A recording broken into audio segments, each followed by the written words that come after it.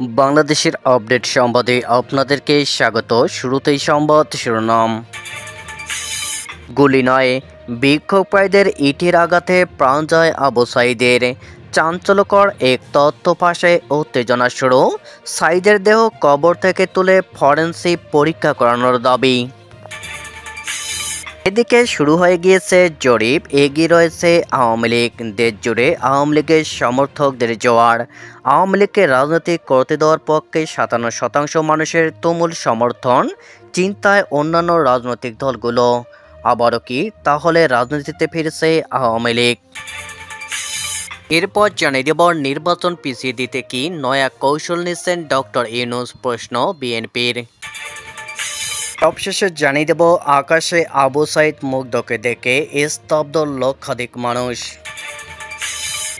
এতক্ষণ শুনছিলেন সংবাদ শিরোনাম, এবারে বিস্তারিত। বাংলাদেশে কোটা আন্দোলনের সময়ে পুলিশের বন্দুকের নলের সামনে বুক চেঁচিয়ে দাঁড়িয়েছিলেন সেই যুবক। ক্রমে সে দেশের গণ আন্দোলনের মুখ হয়ে উঠেছিলেন পুলিশের গুলিতে নিহত আবু সাঈদ। এবার প্রাক্তন প্রধানমন্ত্রী শেখ হাসিনা সেই সাঈদের হত্যা নিয়ে সাফাই দিলেন। তিনি জানালেন, তার পুলিশ সাঈদকে খুন করেননি। পাল্টা আঙুল তুললেন বর্তমান অন্তর্বর্তী সরকারের প্রধান উপদেষ্টা ডক্টর ইউনূসের দিকে। তিনি আরও দাবি করলেন যে পুরোটাই ছিল ষড়যন্ত্র।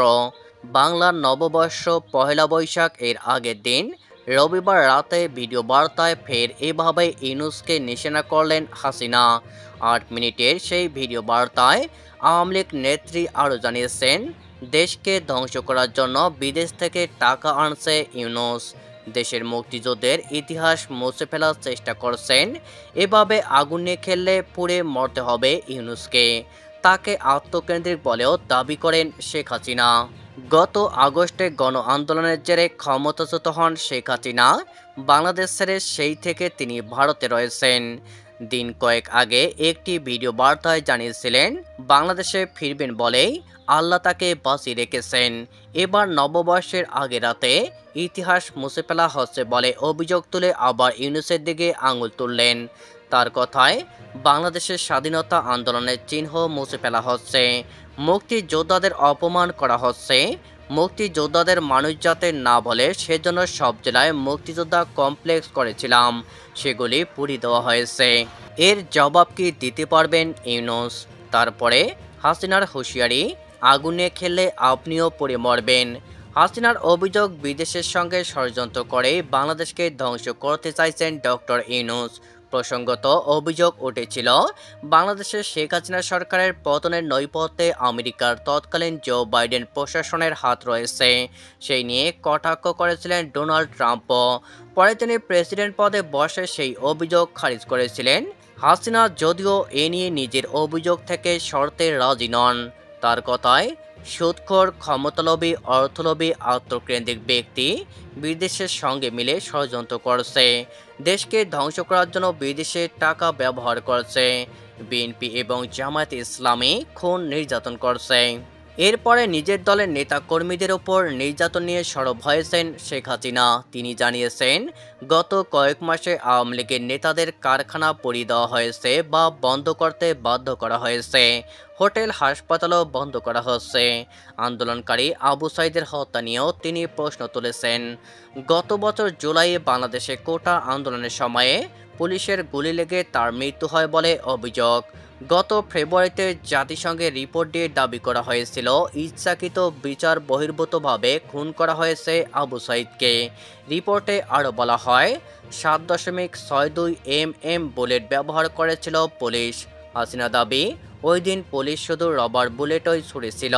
তার কথায়, আবু সাঈদকে রবারের বুলেট ছোড়া হয়েছিল, ধাতব গুলি ব্যবহার করেননি।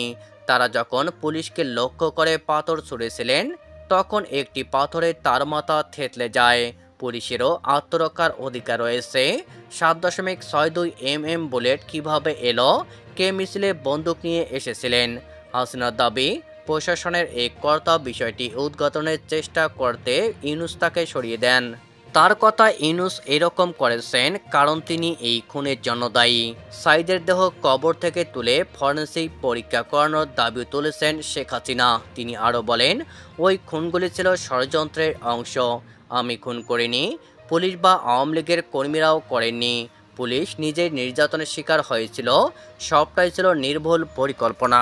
বাংলাদেশের ৫৭% মানুষ আওয়ামী লীগকে রাজনীতি করতে দেওয়ার পক্ষে। অন্যদিকে আওয়ামী লীগকে নিষিদ্ধ করার পক্ষে মত দিয়েছেন ৩৫.৫% মানুষ। আওয়ামী লীগকে কি নিষিদ্ধ করা উচিত না রাজনীতি করতে দেওয়া উচিত?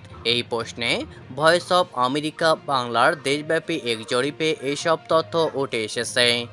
সুনির্দিষ্ট প্রশ্নমালার উপর ভিত্তি করে কম্পিউটার অ্যাসিস্টেড টেলিফোন ইন্টারভিউইং এর মাধ্যমে দেশের ৮ বিভাগে ১৮ বছর বা এর চেয়ে বেশি বয়সী ১,০০০ মানুষের মধ্যে জরিপটি পরিচালিত হয়।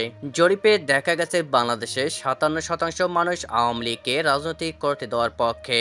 অন্যদিকে আওয়ামী লীগকে নিষিদ্ধ করার পক্ষে মত দিয়েছেন ৩৫.৫%।